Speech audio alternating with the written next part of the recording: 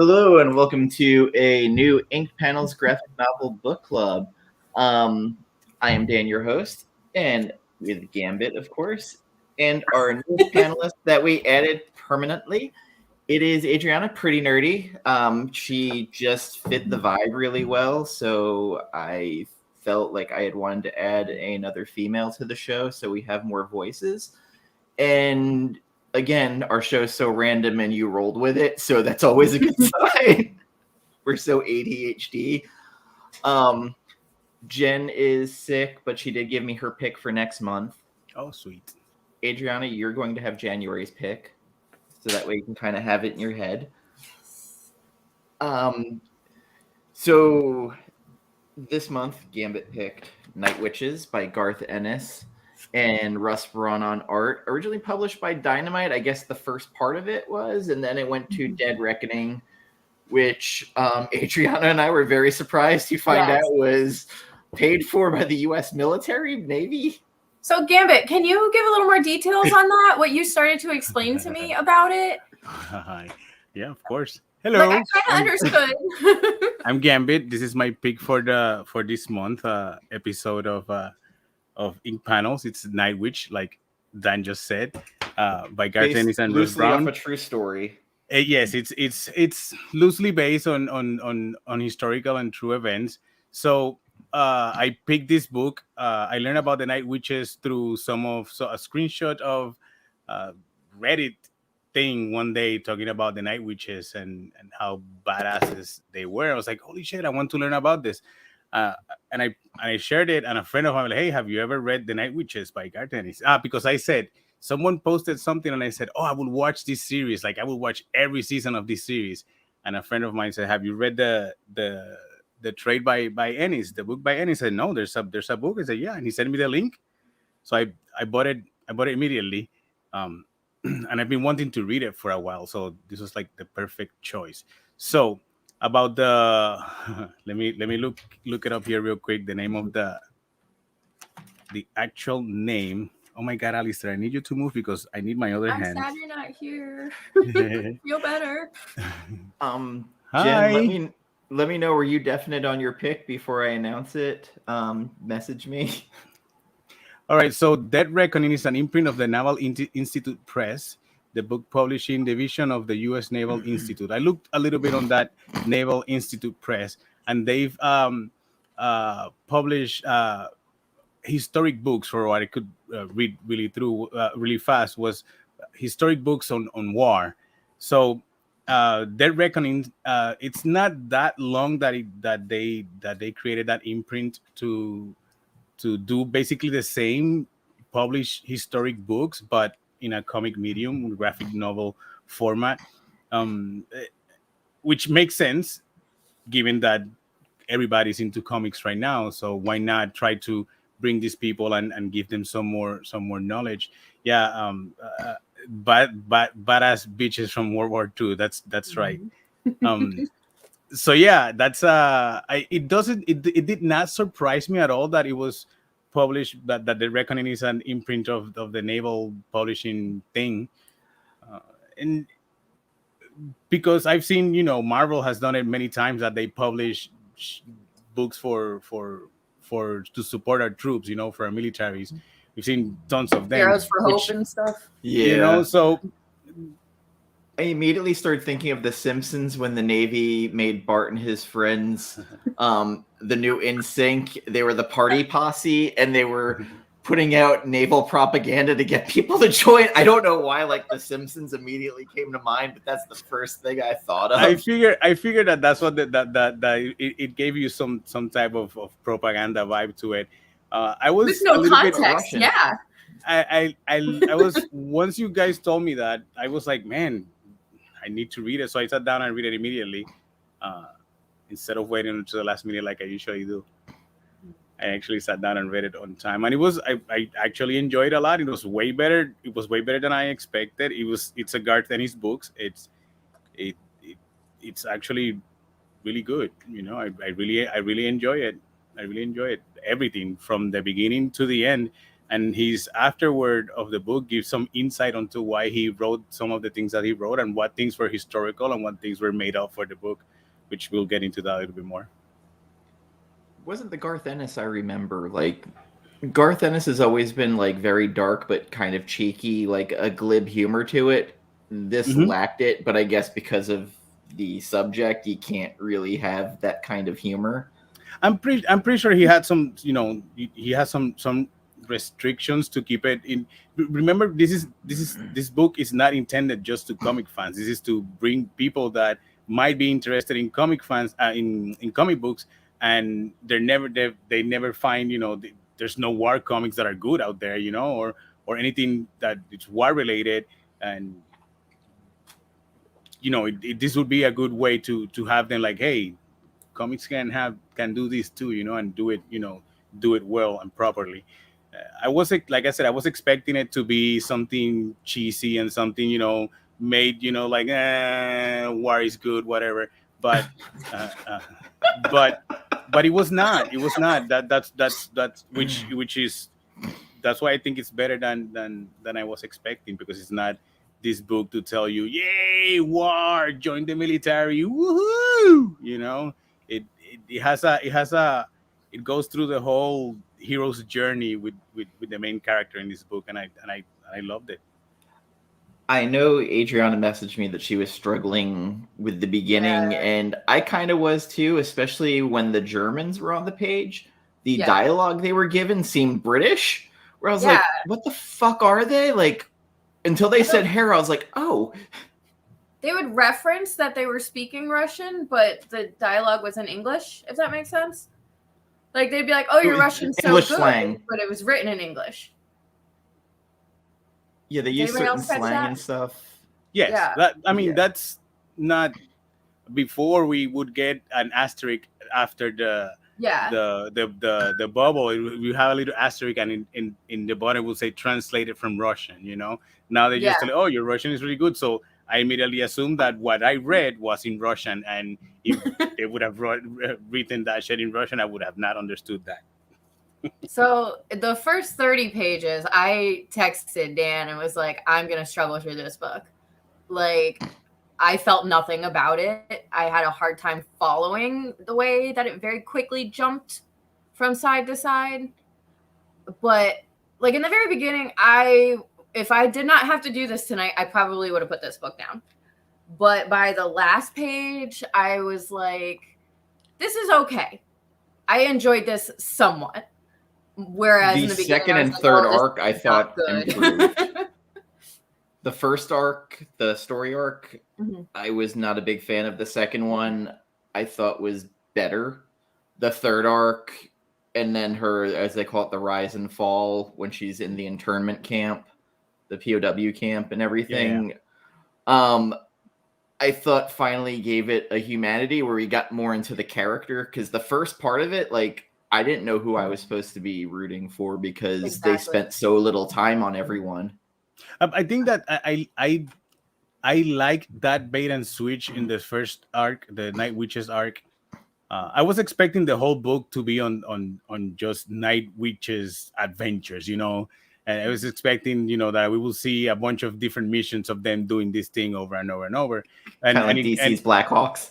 Yeah, but I also like that it moved it along, and it gave us a start, a middle, and an ending to this character. And I like that at the beginning we were seeing this through the eyes of one of the German soldiers, which you started like to feel kind of sympathy for him, because it was like he wasn't when the others... He was trying to keep his humanity. Yeah, when others were like, rape her, he was like, no, I'm not gonna do that, which is something that in the afterword of the book, Ennis says that the portrayal of these characters is not something easy to do, because of the who said, who ordered what, who follow orders, this and that.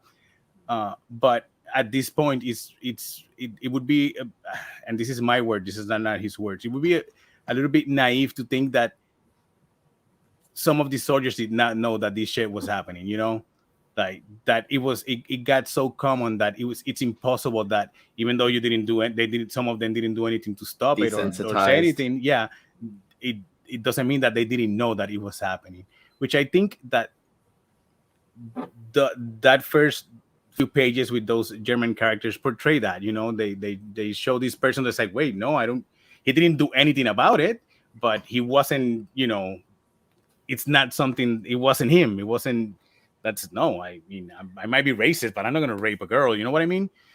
I mean, Jesus Christ. That's why I said that you kind of sympathize with this character, but then you remember that who this character is, and you're glad when she comes in later and goes like, stab him and fucking kills him. And that I thought that the whole story was gonna go that way, that we were going to see the whole story through his eyes, and how he changed his view, and he maybe deserted, and then he followed these stories and these things, blah, blah, and it was going to be that way, but it turned out to be completely different.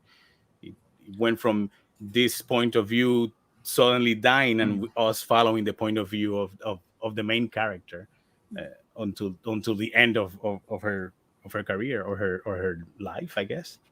Yeah, Anna's like this wide-eyed, like innocence kind of at the beginning, and you kind of go through her war as hell, like change in her and everything that happened, like from when her navigator Zoya dies, which stayed with her for a while. And boy, this Not girl long is enough, though. This girl I is think a they should have fickle focused lover. on that more. She is falling in love left and right. She's having a lot of sex. She's not falling in love. She's not falling in love. She's just enjoying her sexuality. She has no problem Her with second captain, who is Okay. like, I'm married, she's dead, but I'm still married. He was Like, in love with his Who wife. even was the third guy? Like, She was in He's just love. a random pilot that she liked. He looked nice, and why not? I think they put a little too much focus on her love life, a little too much focus on the Germans. It would have been nice to have like a touch on the Germans so we could see their perspective, but I think they gave it too much. But I would have liked to see, how she started talking to Zoya posthumously? Yes. I think they could have done a lot more with that to develop her character a little bit more. And I probably would have been a little more hooked if that had happened. My favorite character arc was Mouse. Me too. Like, she really did develop.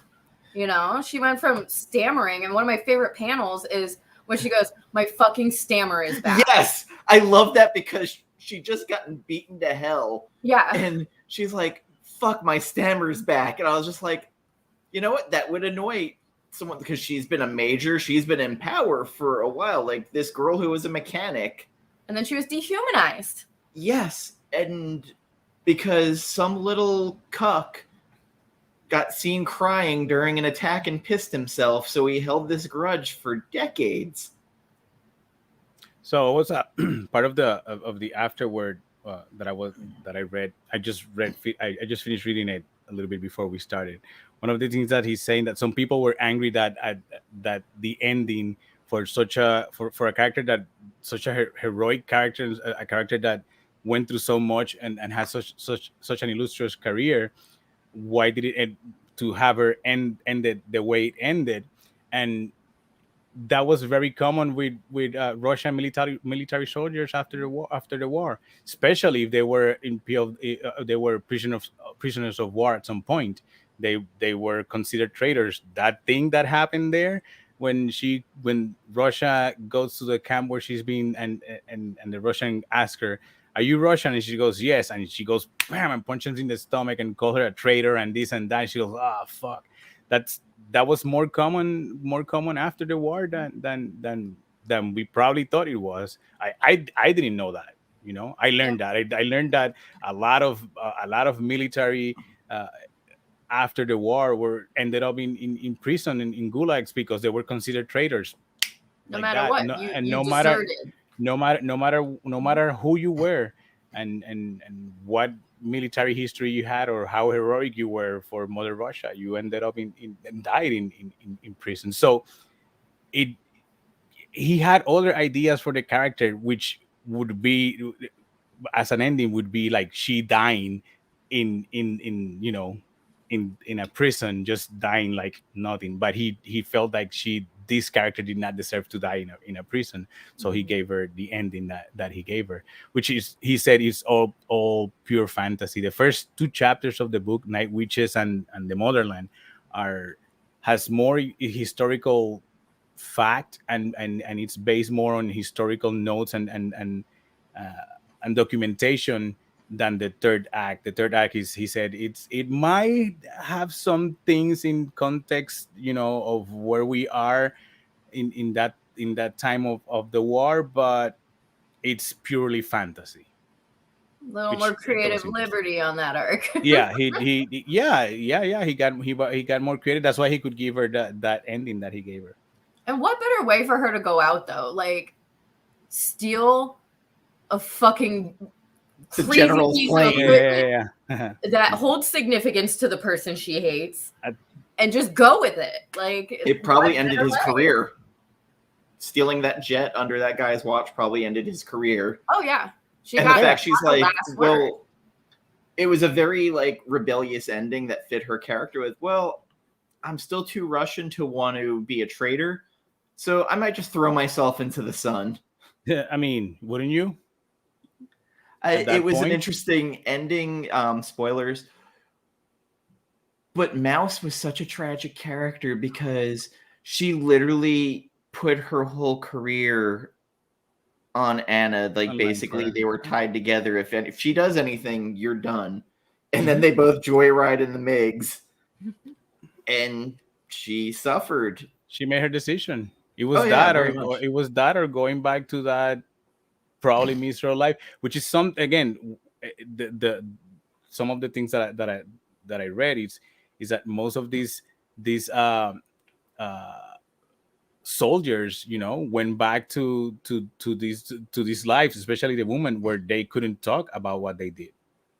Where they just, okay, so I just continue my life like it was, and some of these people, after all that sacrifice, all they went back to was to a communist Russia, which for the ones who didn't say anything and decided to shut their mouth, it might have been okay, but for the ones that were like, wait, no, this is not what we fight for, or this is not what we thought it was going to be, well, they ended up in prisons and dead and disappeared and a bunch of other stuff, assassin and whatever, which is pretty fucked up if you ask me, when you fight for your country and then your country fucking kills you, huh? Right. Now, the part about how women were not allowed to discuss their role after the war, and that they were told to downplay their role and stuff like that. That was true, right? Like, this is what really happened. Yes. And they were there are no records that said that they were against women in the military or women doing any of the things that they ended up doing. They exceeded in a bunch of stuff. They were pilots, they were snipers, they were tankers, they were everywhere. This just happened to be the story. Actually, Anna is based on is loosely based on various characters, on various historical figures or stories or characters from not characters but soldiers that historical figures from the war, from Russian historical figures. There was one pilot that they talk about that he mentions that he loosely was based on her. So although they were very progressive in a sense, with letting women do whatever they wanted to do during the war, once the war was over, it was different. It was, no, you go back and you don't talk about this and you didn't do anything, and that's it. That's it. And the ones who were okay with that were okay. What was that? They also talk about the desperation during the war because of how many casualties they were having, where basically they were bringing children up. Oh yeah. At the end, it was 27 million casualties. What the fuck? Yeah. Just in Russia alone. Yeah, and Russia, as the Germans started invading, they burned all the houses, all the food, to make sure they had nowhere to survive the winter. Because they were built to survive it. The Germans were not. And you have that at a certain point where the Germans killed their dog and ate it. Yeah, they had to eat it because it was cold that and they was were one hungry. of the only times I had any kind of emotional response to this book. Oh, when they were like, do you want some squad dog or squad pup? What was it? What would they? Squad mutt. Squad mutt. Yeah. I was like, no. It honestly, it did not surprise me. It did not surprise me. I think I've heard that. I think I've heard about that at some point. You know, I have a lot of veteran friends and war history enthusiasts. You know, and I've heard a bunch of. And I'm surprised that I never learned about the Night Witches before until fucking Facebook, maybe a year ago or something like that. You know, the part where the Germans freak out when the female starts to gnaw off the guy's arm. Oh, that's historical. That's from documents. That's the shock of them. They're like, "Fucking kill it with fire!" Yeah. Oh yeah. They were they're savages, and then you have this Russian medic just. She had to cut this dude's arm, and she had no scissors. She had nothing to cut it. So what she's gonna do? She's gonna gnaw it and start taking it. They're mocking her. They're like, "What are you gonna do without a knife? What are you gonna do without a knife?" Bah, ha, ha. Oh shit. okay, but in that moment, I was like, "Okay, we're gonna get a zombie book now." It didn't happen. That would have been an interesting take. Like all of a sudden, Russian zombies, Night Witches, but make it zombie. Night Witches, but make it zombies. So I had a weird moment because as I started reading this Facebook memory came up. I was like, "Oh, it's the 5-year anniversary of Steve Dillon dying." Oh shit! And then I'm looking at the art in here where the artist is clearly doing a Steve Dillon impersonation.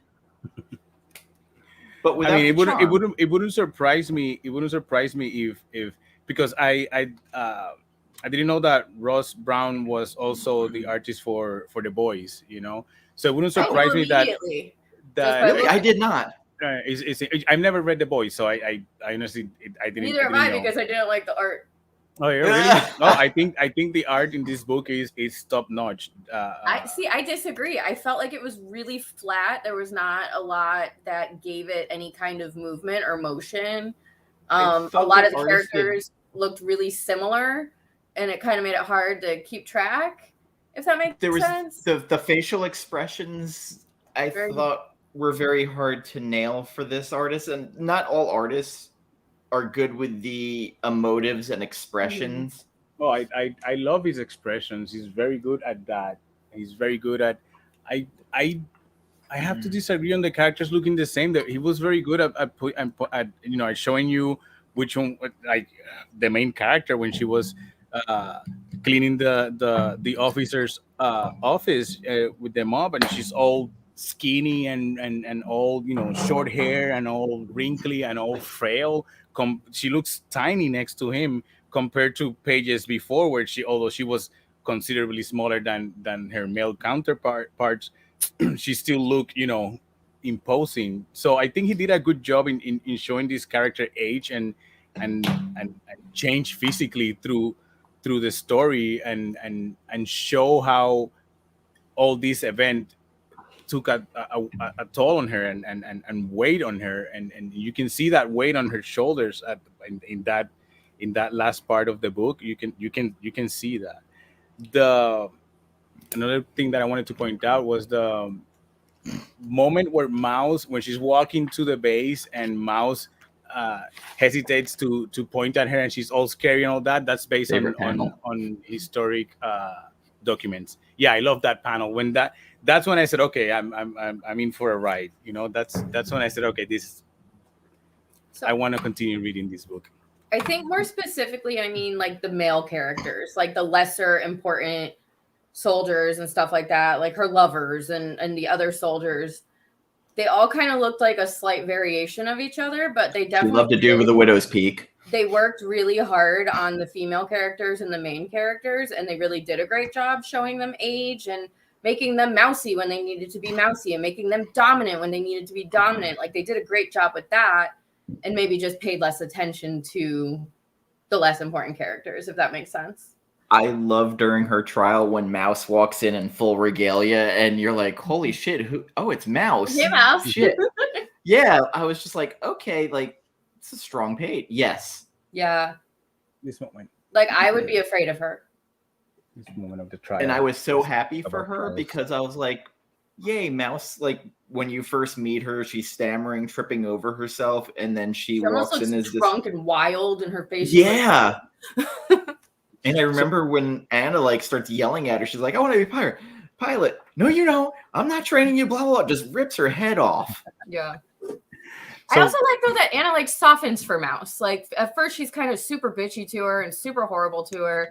And then she just like kind of takes her under her wing and like coddles her a little bit. And then look what happens, you know?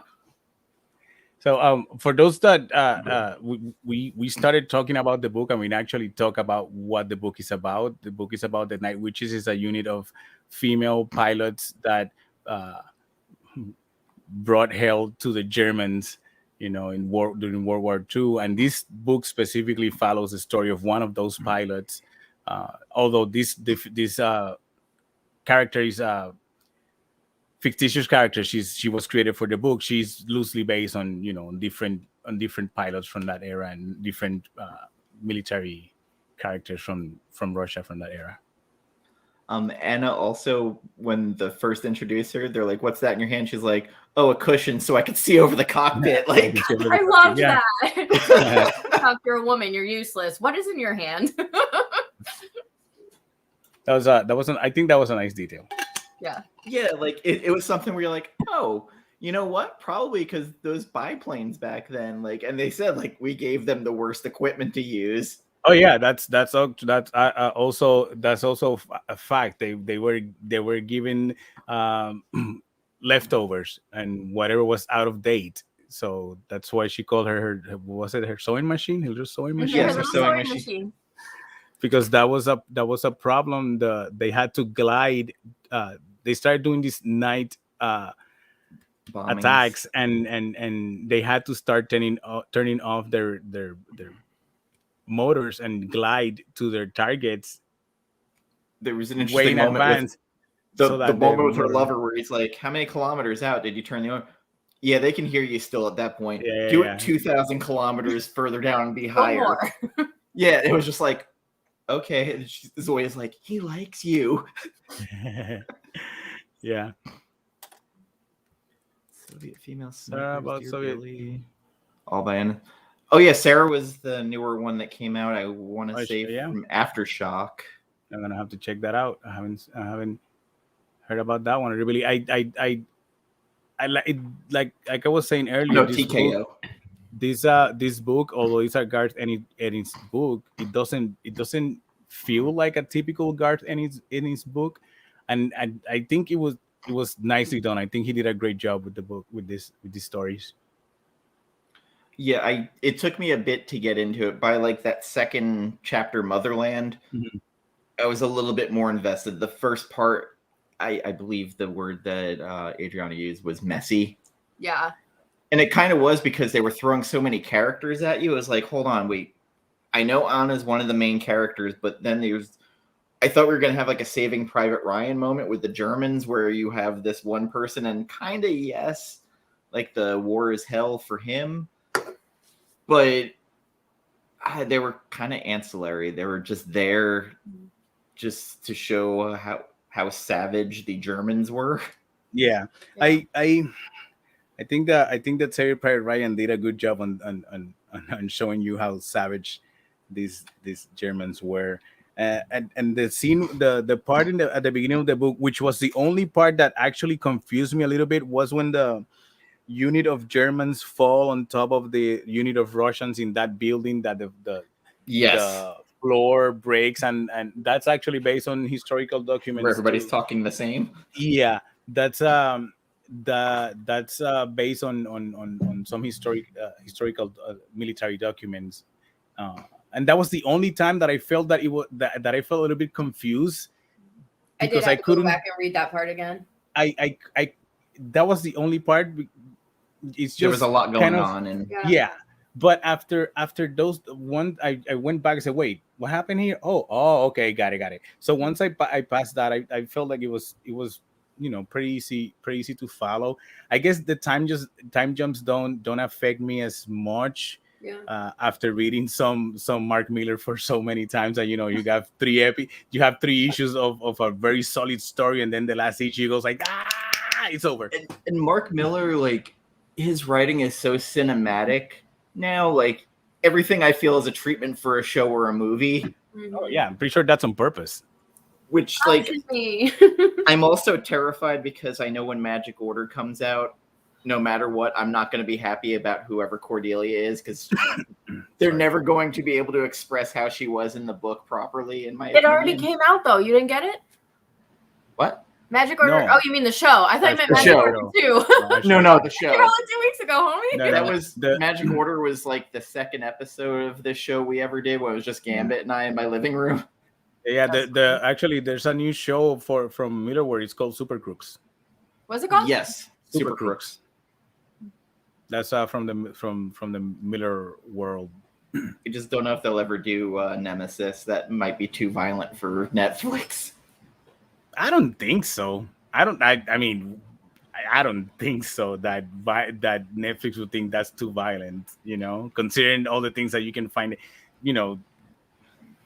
And Netflix will tweak shit to be more Netflix, if that makes sense. Yeah. Like, you see how far off base they go to make things digestible for the general public. So you could take the most violent book in the world, and Netflix will cupcake it enough for general consumption. I haven't seen the casting for the Magic Order show, but like, Cordelia is my favorite character, so like, I'll be a little upset. When is that happening? There was like a teaser for it at one point. Like, I don't know how they're going to do the magical abortion. I think it was. I mean, with Netflix buying Miller World, it's bound to happen. Especially since it's one of the books that, if it's one of the best-selling books, I can guarantee you they're going to put that shit in a show or in a movie or in animation of some sort. They paid so much money for all those characters; they are going to use those characters. There's no way that someone would pay this amount of money to just put them in a drawer and let those characters rot in a drawer right now. I agree with Gore. What he says that the Ennis from Preacher and Ennis from Battlefield are like two different writers. I believe so. After very reading much Witches. so. And I didn't really read The Boys very much. I watched the show, but I didn't read the book. Mm-hmm. But I felt it was humor-wise, like in the Hitman kind of humor, sort of. It's weird. I'm an Ennis fan, but like at a certain point, I just stopped picking up his stuff, and I'm not sure what changed in me. But like, I don't know. Like, and Mark Miller kind of is like the new Ennis, where it's the cheeky, dark humor constantly. A little on a lesser side, I would say, though. Like, Ennis can be pretty, I don't want to use the word vulgar, but like, let's go with vulgar compared. I feel like raunchy. Yeah, a little raunchier, I guess. It's on the vulgar side. I agree. It's on the vulgar side. Preacher is very close to the vulgar side. Yeah. Yes. And triggering later on when you start to realize how fucked out Cassidy is. Yeah, right. But I kind of still love him, though. So there was a conversation once, is Cassidy the real villain of that book? You can make the argument. Harry Starr is like hysterical. He's like Leslie Nielsen from The Naked Gun. He's a fuck up. God also is kind of like running constantly. That was a good series. That series we'll changed my life. We'll do Preacher eventually, because our friend Sid, that's one of her. If you do this, I'll be on the show. That's one of my favorite books. Dylan was one of my favorite artists. Which, interestingly enough, when I first learned of Preacher, I did not enjoy Dylan's art, and I was like, it looks static. It grew on me. But once I read the first 2 issues and I noticed how his storytelling works, I love it. I love it. It's same with Russ Braun. I love his storytelling. I think he's really good with the expressions, which is something that I noticed that Ennis, when he pairs with a writer, he pairs with a writer that can do expressions, which is super Artist. important. You know, it's super important. I believe that if the only expression that you can draw is angry, then you need to go back to the drawing board a few more hours. You know. It's funny. There was another conversation going on in the show, or no, it was on Twitter. Eric Larson talking about artists growing up that he loved that now he dislikes, and artists he hated growing up that now he loves. Yeah, there's a lot of that. I didn't know that was going to happen, but that's a thing, and I'm glad that someone else is actually, pointed Jack it out. Kirby. And it's not in my head. Jack Kirby for me. I did not appreciate his art as I was younger. The day that I open this book, I don't normally read or watch anything that's like military or war. I open this book and then I turn and I look at the TV and Julian's watching the Jack Kirby documentary. And it's basically all about when he was in the military and all of that stuff the whole time it was on. I didn't appreciate Jack Kirby's art growing up at all. Like, I did not find it appealing, but it was the 90s, and so having Jim Lee, Mark Silvestri, Todd McFarlane, and all these people doing these amazing splash pages full of a shit ton of unnecessary lines was more impressionable than Kirby's work was at the time. But now, as an adult, later on, I can appreciate Kirby's work, and it's like, holy shit! And the more I learn about the things that he did and how he put 8 pages in a fucking night, you're like, savage, man. That's like, basically he'd be in his basement smoking cigars for hours. Oh yeah, just page after page after page. And like, if you get an artist who can churn out a page a day now, in good quality pages too. It's not that it was just 8 pages of just rough sketches. It was finished pages. Here, just ink that and publish it. We're done. And Jason, I'll do a Battle Pope show any day. That's one of the raunchy books I do like. It's been a while since I read Battle Pope. Yeah, it would need a reread. What is Battle Pope? Oh God, Kirkman? No. My friend gave it to me to read a while ago. Hold on. Battle Pope. Let me see. And I read the first 3 trades of it. It's Tony Moore and Kirkman. Okay. And it's kind of preacher, but kind of like lowbrow, like cartoony art, and it's very raunchy, and it's one of the few like very raunchy books that I actually like really enjoy. I think I like irreverent more than raunchy. I'll pass on that one. There are some books that like just stepped over too many lines that like turned me off completely that I've picked up. The Remender scumbag book where I was like, this is too much. What? Battle Pope didn't age well. Like now it would have been like people would not have bought it. I mean, but Scumbag is like what, a year old? Not even a year old. Scumbag just went for it. Yeah, and then learning that like the artist got sick and then got completely cut off of getting money royalties from it. Yeah. He kind of who wrote that? Remender. He had to leave Twitter because everybody found out about it and started going after him. Oh yeah, that's you know what sucks about that it's a more recent creator, so he should know by now. If you tell me that it was an old writer, that grew up in the 60s, that and he's still attached to his old ways, I would not be surprised, but having a newer creator, doing shit like that, it's unacceptable. I think they expect the people not to talk about their contracts, and that's a problem. That's a problem, because how else am I going to know if I am offering competitive prices, or if I am if I am, going way too low, and that's why they're hiring me, because I'm super cheap, and reliable. You know I'm a what I mean? Remender fan, but that was a bad look for him, in Oh my yeah, no, opinion. that's a really bad look. That's a really bad look. So since we're getting near holiday time, talking about irreverent books about the holidays, Lobo's Paramilitary Christmas still continues to be one of like the better holiday books, just because of how fucking silly it is. I Looking this mean, up, I have not seen it. I have been rereading every single issue of Lobo that I have.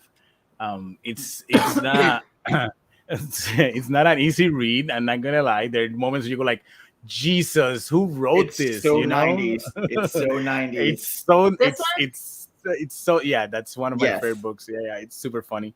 It's a really funny book. I mean, like everything, I reading some of the letters on the letter pages of those books. I'm like, what did what were people expecting when they picked up a Lobo book? Right? Yeah, it's legit. That's it. The book gives you what you expect, like what you're supposed to expect. What it tells you what you're going to see in that book, and they're very upfront about it. They actually make jokes about it in the same issues. They make fun about, they break that fourth wall, and it's been funny. I should write something about that at some point. Now that I'm going back and rereading all these books in a row in order too, it's been fun. I had a very surreal moment. So on December 11th, I'm getting together with my friend Carl, who used to work for Liefeld. He's now a toy designer. Nice. And we're going to do Frank Miller's Ronin. To see Rob Liefeld like and repost it really was like, oh no. Nice. I did not know that. Ronin. That's a Samurai lost- Jack before Samurai Jack was a thing. Samurai Jack's like basically Jendi It's- loved that book, and it Yeah, was like it's a ripoff of Ronin. it's just weird because I'm like, It's inspired. oof, Sorry. like Liefeld liking it, and I was like, how much shit have I talked about him on this show? Well, he did not. He doesn't know it's you. Let's be honest. He shared it because someone he knows is tagged on the post, and he was like, "Oh, my friend's gonna be in this thing. Let me share it to show support to him." He doesn't the only know thing that who would he's be sharing. so like this is like the first time, like, how we talked about doing George Perez's Crisis on Infinite Earths. Crisis. So this is going to be like the first deep dive. Like my friend's taking artistic notes of how like influenced Frank Miller was at the time, and like how his art progressed. And I was like, okay, coming from the artist, and I'm the failed writer, so this will be interesting. I love that book. I really love that book. But back to Night Witches.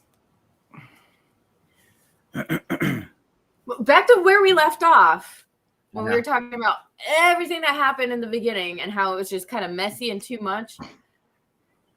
We had a lot of book to work with. For such a long book, we could have spaced out all The of that pacing stuff that was shoved into the first 30 pages. Well, it's If that makes it's 3 issues per story, so we didn't have we didn't have much to work. 230 pages. Yeah, but it's It's a only long 9. book.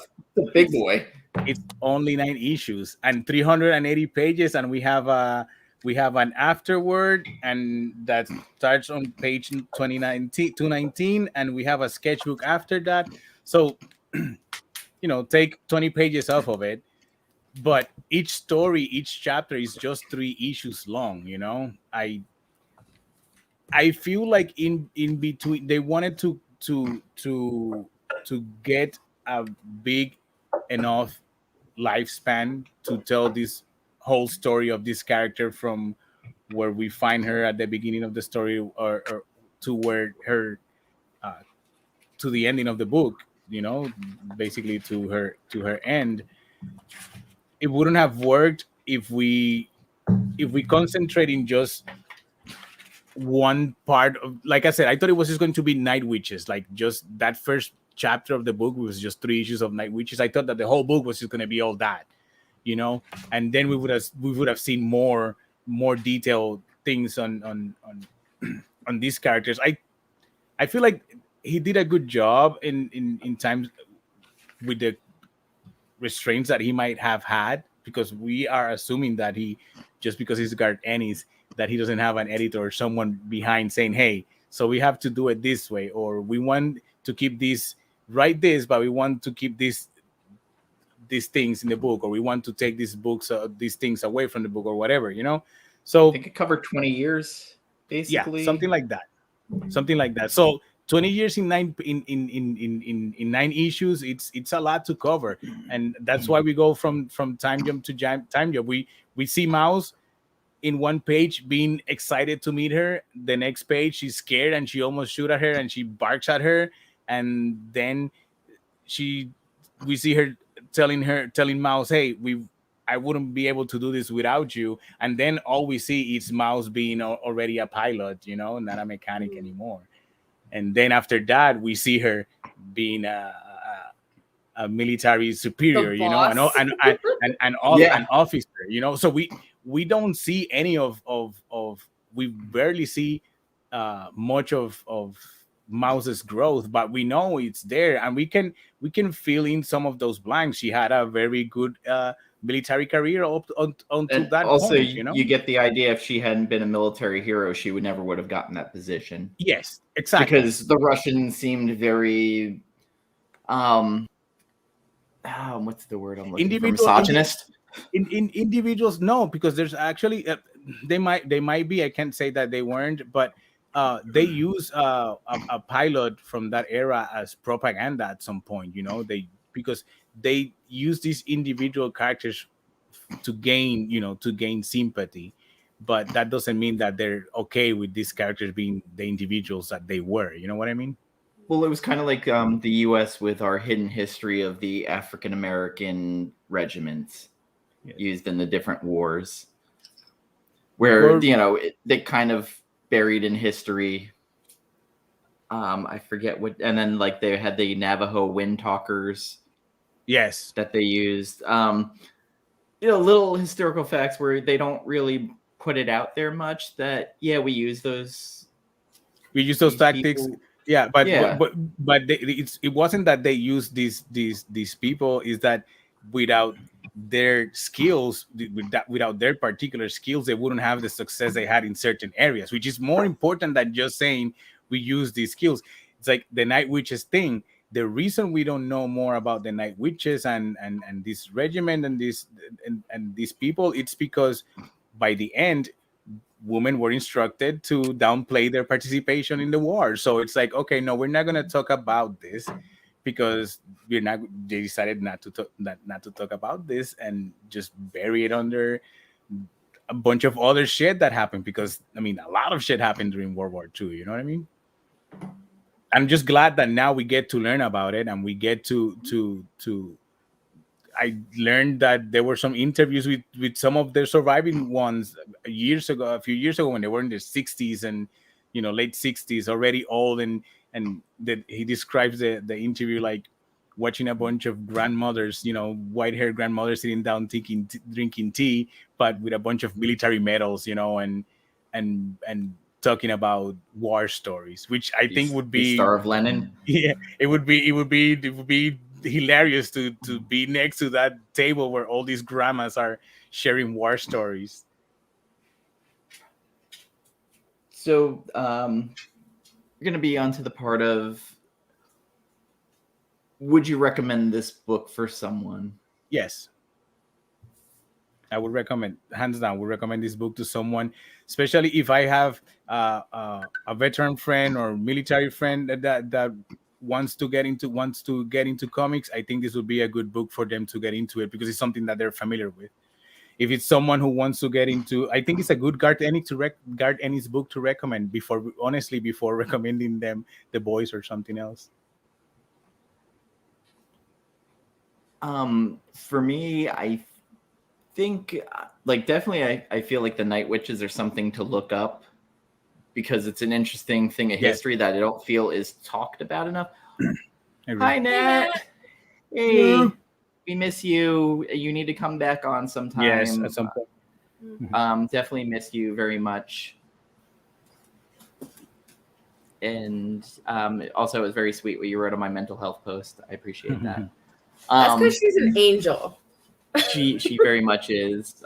She actually got me streaming. She had me on her show so I could bitch about Heroes in Crisis for an hour and a half with her. As one does. Yes. We both have a thing about Tom King. You're not alone, from what I understand. This is a common theme. Yeah. So definitely the Night Witches, I feel, are a fascinating story, especially something that I don't think historically they're talked about enough. I agree. The book's not perfect. Like no. I have some gripes about it, but it does talk about something in a historical context a little bit, even though it takes flights of fancy with it. It's not a high recommend, but also the book's not easy to find. That is true. I'm probably about a 6 on it out of 10, which I was more interested in the subject matter than I actually was the story. Yeah, and but that might be the history major in me. But it got you. It got you somehow. You know, it got you to since you're interested in history, you're interested in this, so you want to learn more about it, and you read this book and you're like, okay, it was not the best book to read about it, but now I'm more interested. I wanted to look more about but by it. the end, I was invested in Anna, but I was more invested in Mouse. Just her character journey for me was so much better from where she started and where she ended up, although the end of her was she ended sad. well. She ended the same way as Anna did. You know, she ended in jail, except that she died a little bit before. And one of my favorite lines from the books from that book is at the end where they're in prison and they're together and they're all decrepit and they're all, you know, skinny because they're starving and sick. That she says something to the fact that we fought and we drove back these Germans, but we never gave back those lands. You know, it feels like we were fighting for conquer as much as they were. You know, and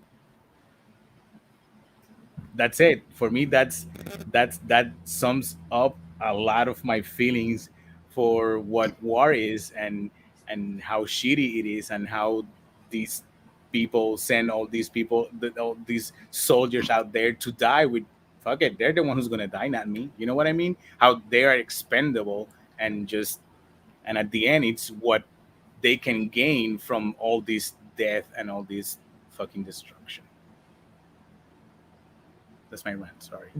The callousness also that they talk about the lives lost at times, like how desensitized, like, oh yeah, we lost 400,000. It's just like, I mean, but if you're a high military officer and at that point you're desensitized to it. Yeah, you I guess because I'm such a high level anxiety person, where like I'd be like 400. Dude, but that's why you can't be in the military, because you and I are like, we're empaths. Like we can't. At no point would I disconnect from that. Yeah, like I understand. Like at a certain point, you just get this. It becomes numbers and not people. Yeah, and that's what it is for what them. Kind of person you are, though. I think some people just could never. You know. What was that movie Platoon where like Charlie Sheen, when he's in it, like before he was nuts, was talking about you don't bother learning anybody's names because in the next day or two they might not be there anymore. Like it's a whole monologue that goes on at the beginning of the movie, and like you start thinking about, oh boy, we're getting statistics. Yeah. 85. I didn't get to throw in if I recommend or not before we segued again. No, we're. No, we're still on that. I give it a 7 out of 10. I give it a 7 out of 10. I was hesitant to give it an 8. Honestly, I was hesitant to give it an 8. But I think a 7 is a more appropriate. I think it was a solid. I still think it's a solid book, and I would recommend it. Adriana. I started at a 2. I ended on a 7. So like as a whole, let's go with like a 5. But I think that somebody who really likes historical fiction would really enjoy it. Somebody that has the patience to kind of get through that first like lull, but also really enjoys war books and historical fiction and things like that, they would probably get more enjoyment out of it, I think. So I think you definitely have to be in the mood for it. yeah. And you can't be distracted. You can't have the TV on in the background. You can't have people talking to you. You have to like, because if you don't focus for every second, you lose what's happening. Because there is all those time jumps and stuff like that. I have the TV on constantly. Like I have the TV on when I'm drawing, but not when I'm reading. I can't read with the TV on. The TV distracts me. I get the things mixed up. I go in sensory overload. Like if I'm reading and watching something at the same time, I'll go back and I'll be like trying to explain the book to somebody, and there'll be a detail in there that wasn't actually in the book. It was just something I heard in like the background while I was reading. I leave on YouTube film commentaries. Right. Like weirdly enough, like I'll have film commentaries on because like you can kind of just lose yourself in the background noise. I got music. Music I can have. Gambit tattoos. That's usually he has music playing. Yeah, I have music. I can have music 24/7, no problem. Speaking of music and just weird stuff, can we talk about that Taco Bell Saga commercial? Right? Why is Marco eating a steak burrito? First of all, and second of all, the commercial is when you need a taco, and then they put a burrito. I have very strong feelings about this. Like the weirdest thing is that's true. My kitties are my biggest distractions. Sorry, my boss saw it and he was like, "Well, at least like now your ex can say she learned about Saga from Taco Bell and not from you." I was like, "Shut up." Taco Bell is a very valid source of information. Oh yeah, they clearly say it's from Saga too. Continue. Jen was like, "I feel attacked and targeted by this hat." Yes, it's like it doesn't matter. I already know. I already like Taco Bell. You don't have to entice me with Saga in it. You know. Literally got Taco Bell that night. Did you get that same burrito / taco? For my Taco Bell enthusiast friends, this is what we're doing tonight. We have a local brewery called March 1st. This is their hard seltzer called Baja Blast Off. That literally tastes like getting drunk on Baja Blast. It is God's gift to this earth. It is so good. I'm sorry, I had to show you. No, go ahead. The person who sent me the ad is here, Marcy. She like came up as a targeted ad for me on Facebook. Facebook knows too much. I was at a bar. Chicken quesadilla and a gordita. I was at a bar when I saw the commercial. I was having a burger. I was like, "What am I looking at? Is this for real?" I thought it was a commercial for. I thought they were making an ad for the book coming out again. I was like, "Are they actually doing an ad for the?" Oh no, it's a Taco Bell commercial.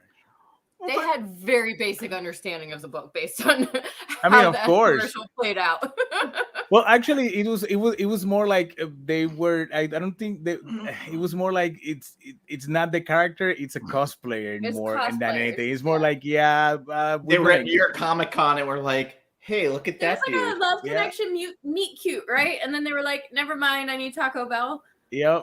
But have you seen the commercials before that? That's like a theme on their commercials right now. There's one that they're in the beach. It's at night. It's super romantic. It's super beautiful. It's trying to get like, you can tell that they have this tension between them. And when they're about to kiss, you hear the bang. Oh, something falls and it's and she hears a bell, right? It has nothing to do with Taco Bell, but she hears a bell and she just walks away from him and just leaves him in the beach alone because the bell reminded her that she needed a taco from Taco Bell. If you want Isn't there one where the girl's getting a booty call at 2:00 in the morning and she's like, "No, I gotta go to sleep. Taco Bell breakfast." Cosplayers have said as well. That's funny. It's probably like, what? If they wanted to impress me, they would have had Prince Robot. Just like Sid would have lost her mind if she saw that, because Prince Robot is the love of her life. Because he's a bastard. Did you see on the news like a while ago? People were like going around, and there was a guy who was wearing a TV on his head, and they were just leaving random old TV sets on people's porches. Yes, I saw that. The immediate thought was Prince Robot is drunk and he's bored, and he doesn't realize that Ring doorbells exist. Well, I mean, I remember when it came out, where all the creepy clowns running around in fields all over the U.S. Y'all trying to get shot. Y'all some stupid MFers. That was upsetting to me, because I was like, you roll into my house, you're going to get hurt.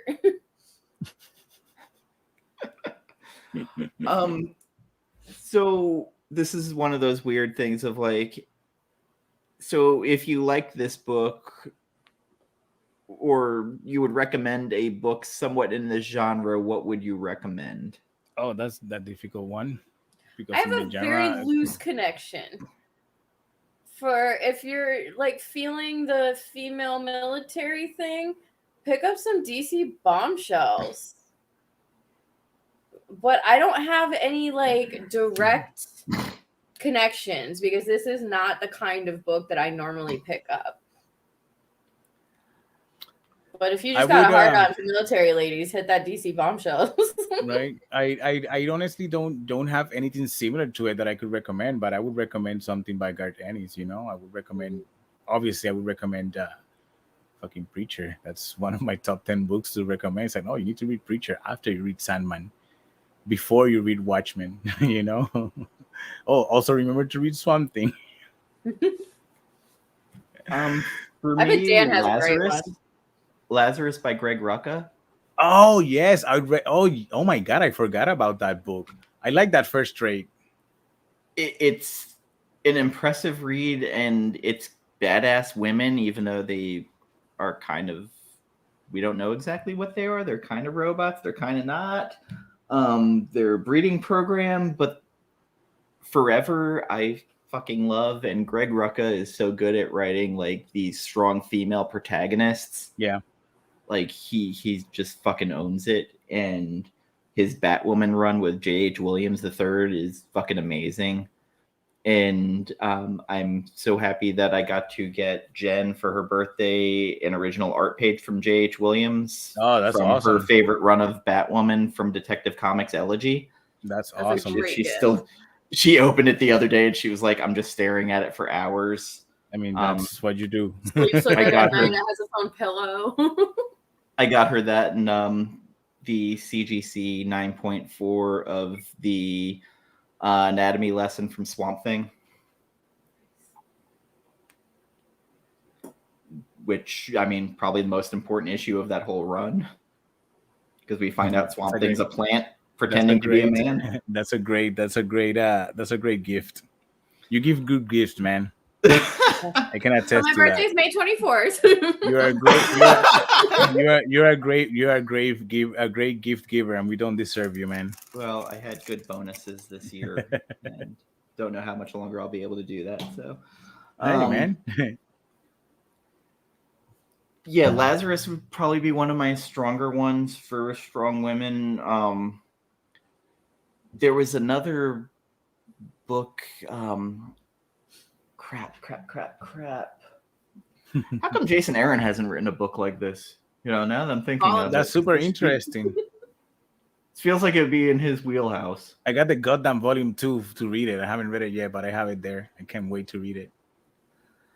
Well, I don't think we're ever going to see the end of Southern Bastards now that the artist has been in some legal trouble. So, really? Why? What happened? Okay, you can inbox me later.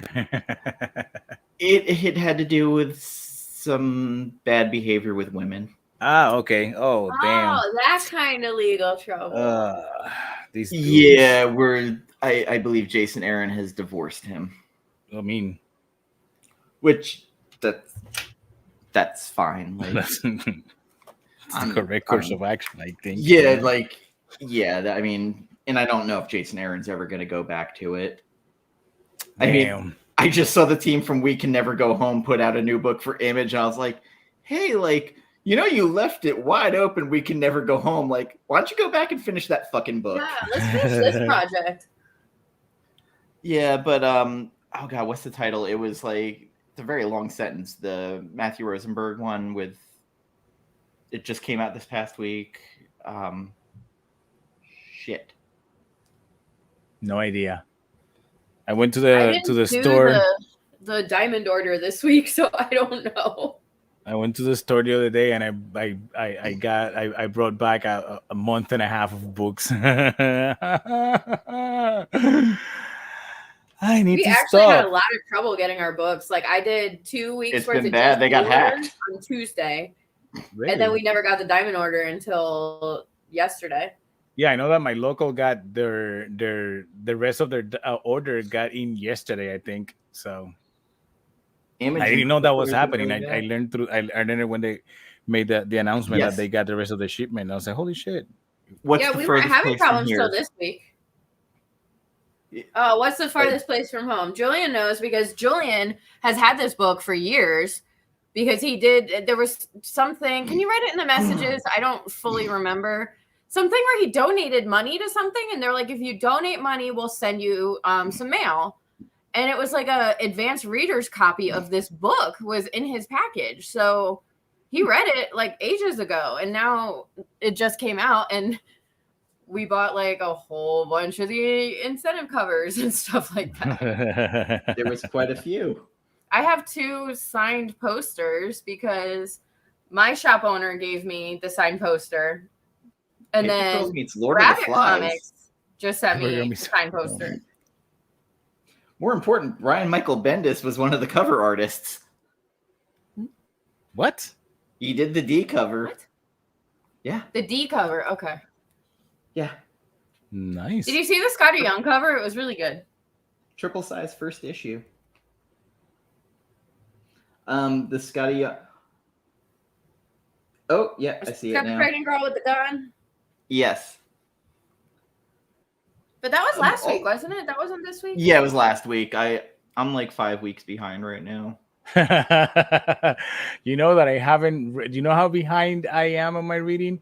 I still haven't read the Hellfire Gala. You are way the fuck behind. I know. I am legit considering stopping my subscriptions and stop reading until I catch up or until I have more space. I have a cover. I can't make my your screen less shiny. I'm trying so hard. It's so bright. I'm trying so hard, but it's so bright. We just got a package today from Rabbit Comics, and it was the Sheldon Buchert. I don't know how to say his name. Sheldon Buchert. I don't know, but it was his incentive because Julian collects pig covers. So he's getting like 9 covers right now because. Well, that's what the Bendis cover was, a pig. Huh? The Bendis cover was a pig. Yeah, they're all pigs. I think it's like it's a mask that's involved in the story somehow. I haven't read the book yet, but yeah, it's all pig covers. I haven't even read the last issue of Philadelphia that came out. I'm so fucking behind, and I'm really trying to. That's the Sheldon Buchert. Trying to get him on my in January. Rodney on again to talk about the 3rd arc. I haven't read the 2nd arc yet. I haven't read many things, but now that I have more time. I have more time available. I haven't been able to read up a little bit. That's why I could read the book on time and not last minute, So hopefully I'll be able to catch up on my reading soon. Because this has got me back in a reading mood. Like knowing I have to read a book by a certain time to make this happen. And then I'm like, okay, I started the show. Now I want to read. So I started my blog that we talked about with my micro reviews. And I actually sat down and read a DC Superman book, which is like for me. You don't like Superman? Yeah, y'all got me in a mood to read, guys. That's awesome. That's great. So that writer, Philip Kennedy Johnson, he did a book called The Last God. That if you like fantasy, like Lord of the Rings shit, It is fucking amazing. Yeah. And not enough people bought it. The hardcover's out. It's only out in hardcover, and I think Amazon had it for $30.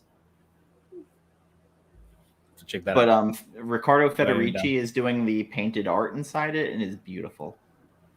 I love painted. That reminds me, I did a painting. I did some interior pages that were all painted. I had to see when that book comes out. So, on Adriana's Instagram, her and her partner did a live stream yesterday talking about keys. What is a key? What is not a key? And What a solid debate. it's a fascinating conversation. So, Gambit, do you think an first book an artist does is a key? No.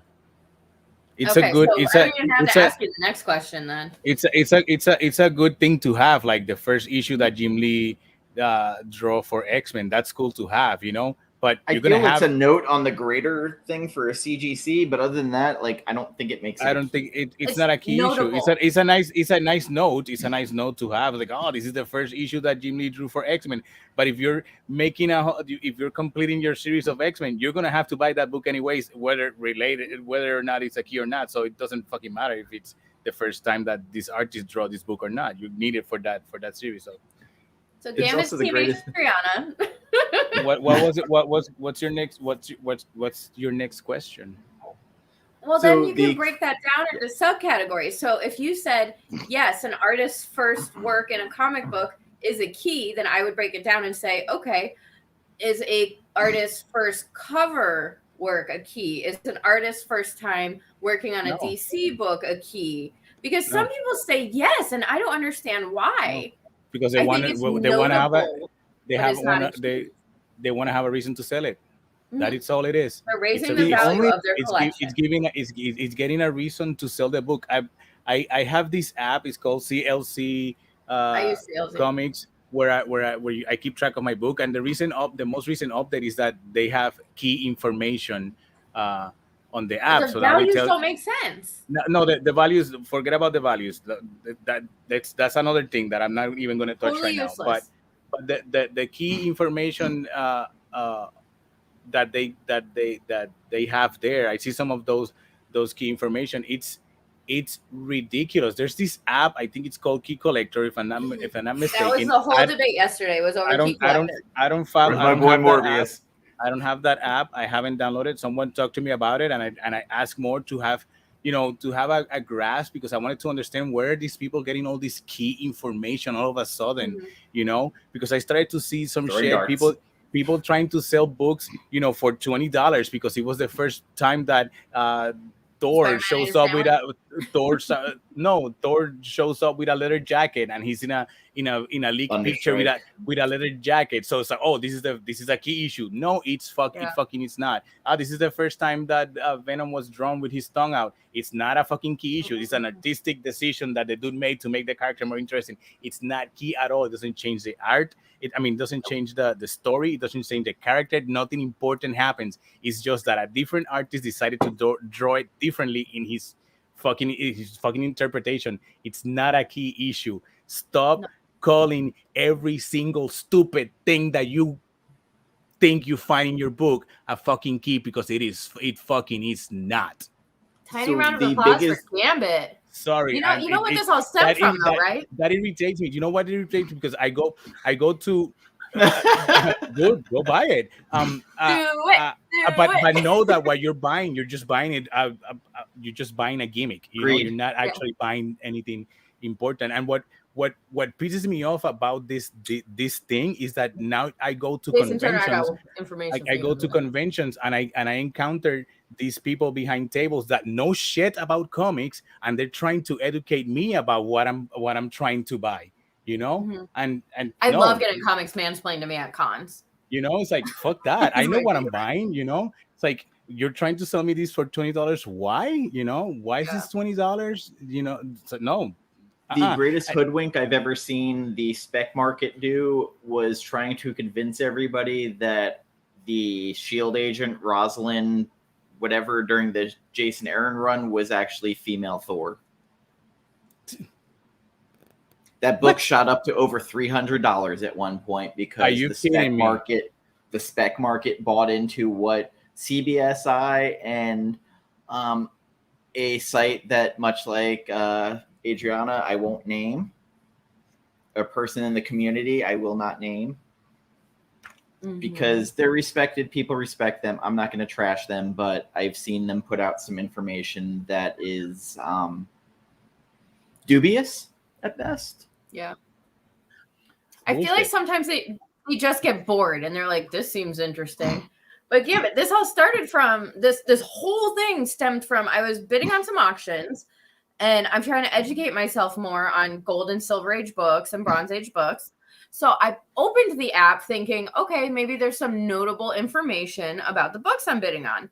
And some of it was like first appearance of this sort of known character, first appearance of this barely known character. And then I land on the first time Jubilee wears a yellow trench coat and shorts.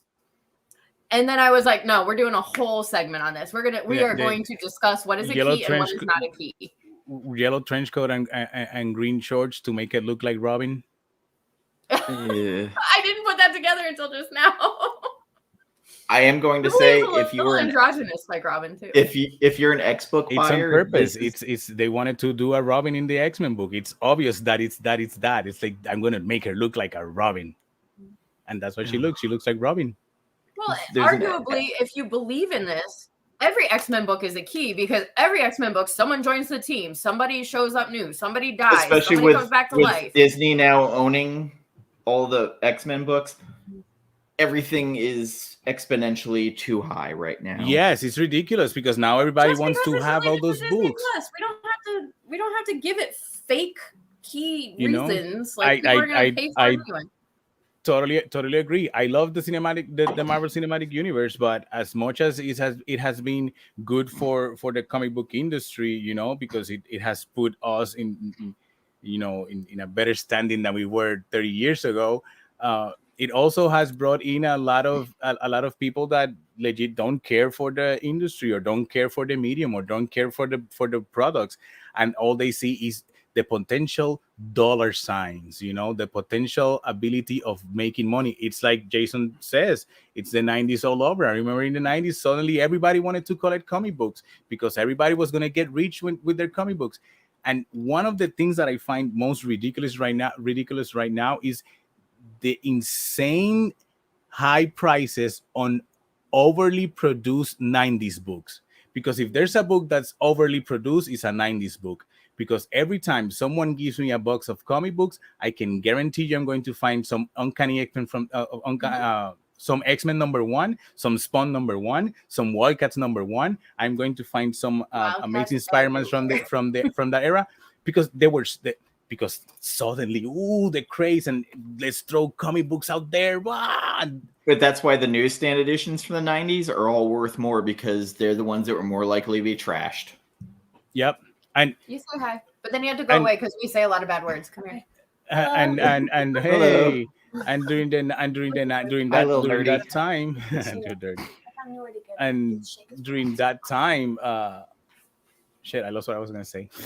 Sorry. 90s books, overproduced. Oh, overproduced 90s books, and I understand the demand thing. What happens with those books is that so many people are expecting those books to get value that they don't want to get rid of them. So you get books going to astronomical prices, not because they're not many of them out there. It's because the ones that are out there, people don't want to get rid of them. So I understand that, but still, I feel like some of these books have reached some prices that are just ridiculous right now for a book that was published in 1993 and has more than 100,000 copies out there. Yeah.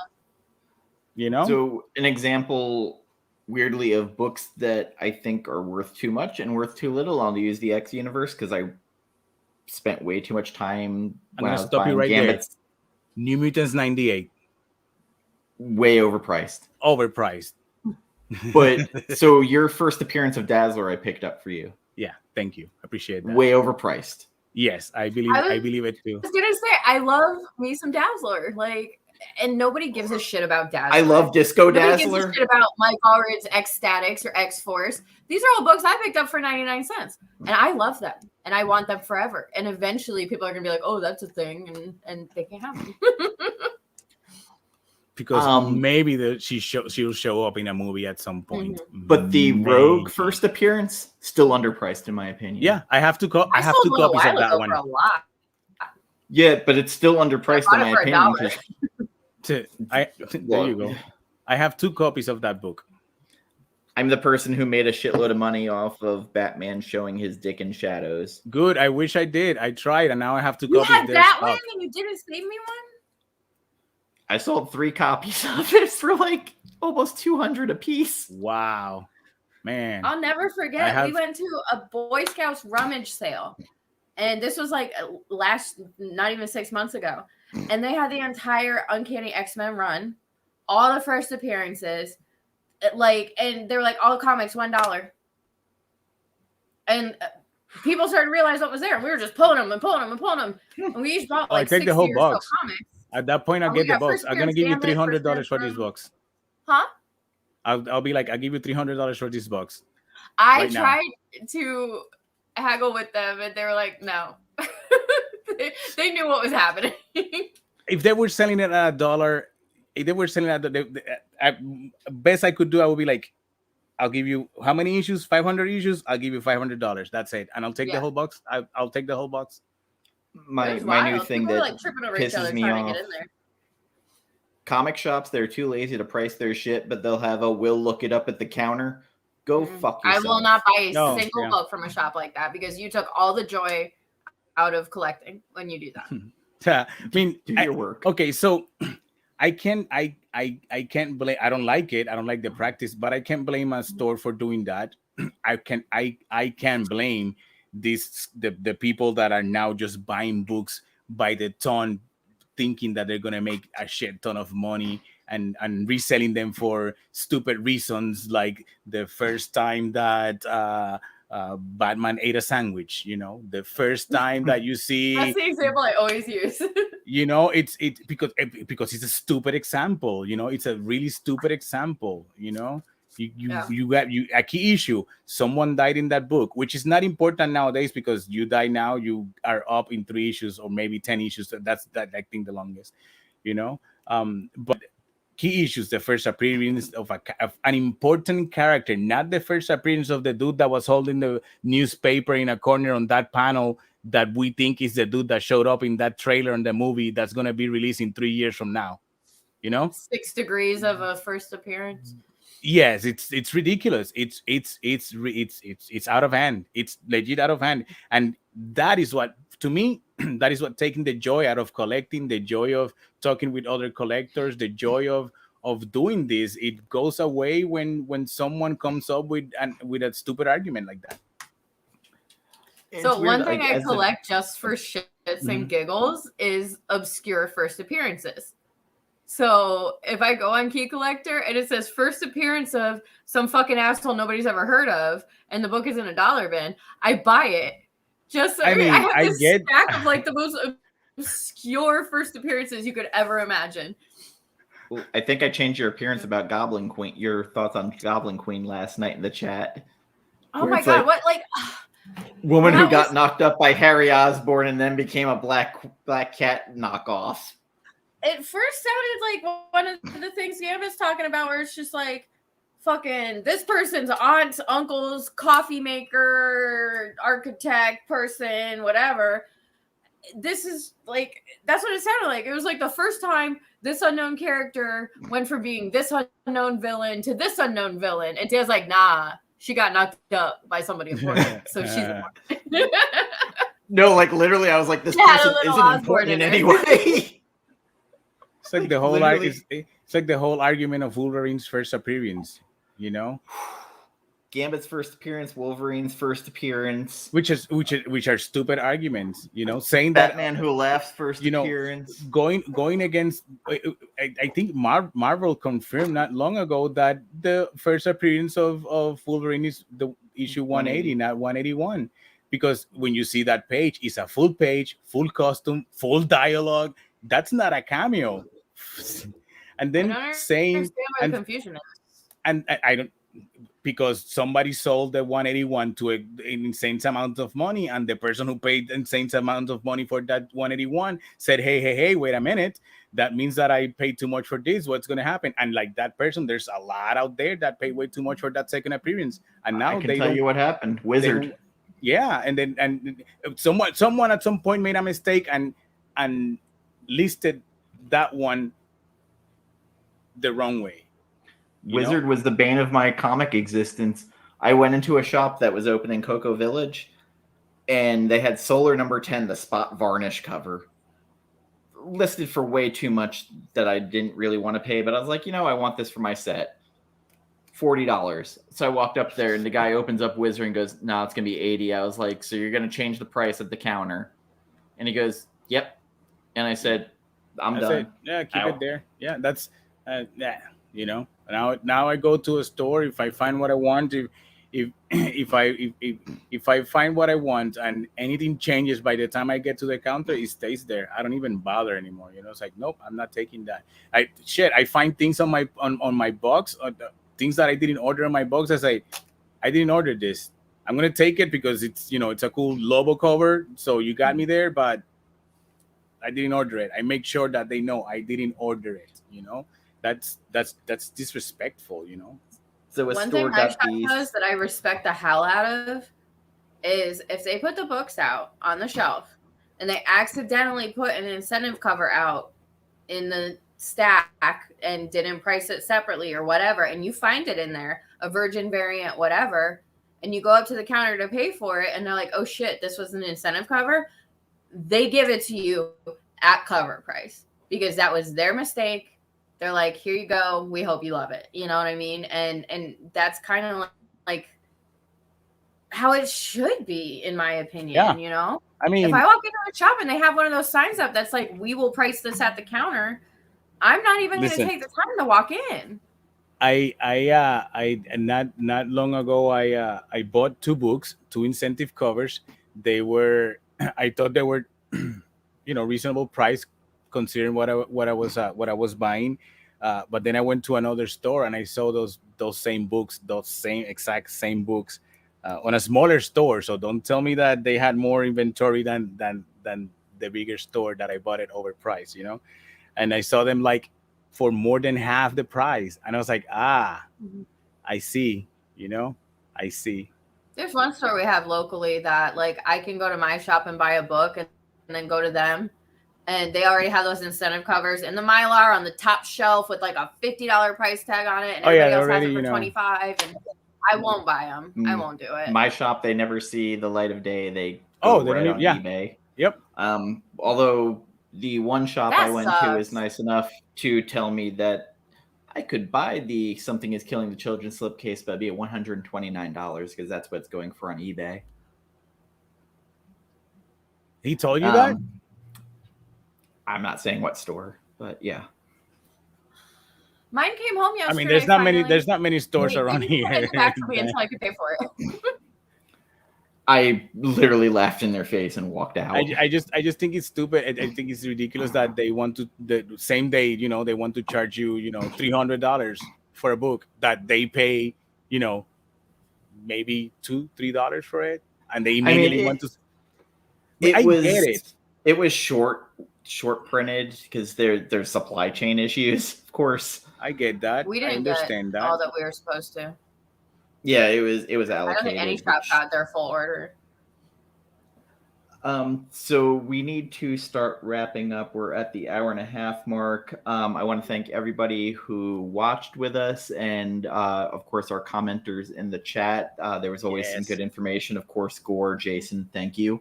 Yeah, guys, thank you. Jen, she didn't get back to me, but she was picking Wiccan Divine. She did. Oh, sweet. Okay. That's a good book. So Wiccan Divine, Volume 1 by Kieran, Gillen, and Jamie Mckelvey. I am so happy right now. This is a favorite of hers. Yeah. It's a favorite of hers. It's one I that have a I whole really like. Short box that's just Wiccan and Divine. I love that book. I'm do it. very excited to talk about this. So this will be our Christmas episode, which not very Christmassy, but It's okay. I have a suggestion. Yeah. Homie John Dre, right? Genre. We all know and love John Dre. He is also a Wiccan and Divine lover. Maybe we bring him on to say hello and throw his 2 cents in. I thought you said call me Doesn't have to be the Genre. whole show, but just have him pop in. No, like we can have a guest for the show. Yeah. Like if he has something good to say about it, like yeah, like I don't know him that well. Like I know him in passing on Instagram. Occasionally he used to drop by when Jen and I had our weekly show before my health issues made me cancel it. December 11th, I will be talking Ronin with Carl Alsteyer, former extreme artist. And we will be, I think I have celluloid and scotch Thursday night, Thanksgiving.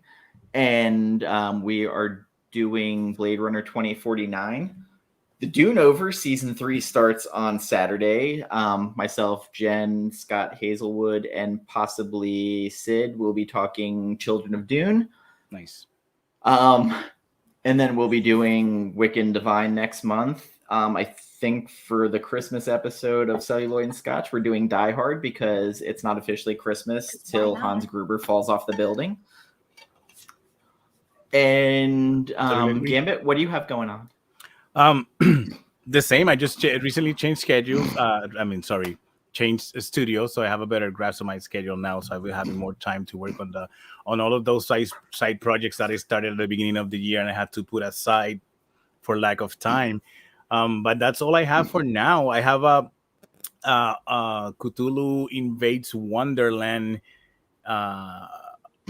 coming out next year. I have it's a three page story inside, and I did a cover for a local store in Orlando that I need to look into that because I don't know if it's already out there. But other than that, I don't have anything else but work on my project. So finally, I will get to thank you, Gore. I'm glad I picked it up too. I really like the book. So I'm looking to that's it. That's all I have. Just finishing. I'm sorry, I'm laughing at Adriana's private chat. I saw the message on the private chat. You also have your D&D in Spanish show. Yes, I have my D&D every Friday night. We play RPG. We're now playing Legends of the Five Rings. We gave it a pause to the Dungeons and Dragons campaign that we're playing. We're now in a break. So for the next few weeks, we're gonna be playing random stuff or having just random episodes. They're not gonna be the official games that we keep playing because of different compromises. We can't be all online at the same time those days, but we do that every night, and it's in Spanish. So if there's someone here in Spanish listening and want to hear us play, it's the YouTube channel called Red Hammer Games. You can find the last 18 episodes of us just laughing most of the time during the session. Adriana? What do I have going on? Yeah. Well, I tried to upload that video from last night to YouTube, and that didn't work. So I guess that's what I got next. Learn. That's why I stopped doing pre-recorded.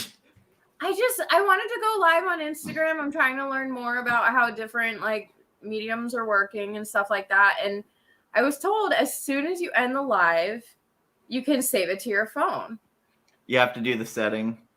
It didn't. I couldn't find it anywhere. It didn't work. So now I can sit here for an hour and a half and record my screen on my phone, but then there's no audio. So I give up. It's just not going to go on YouTube.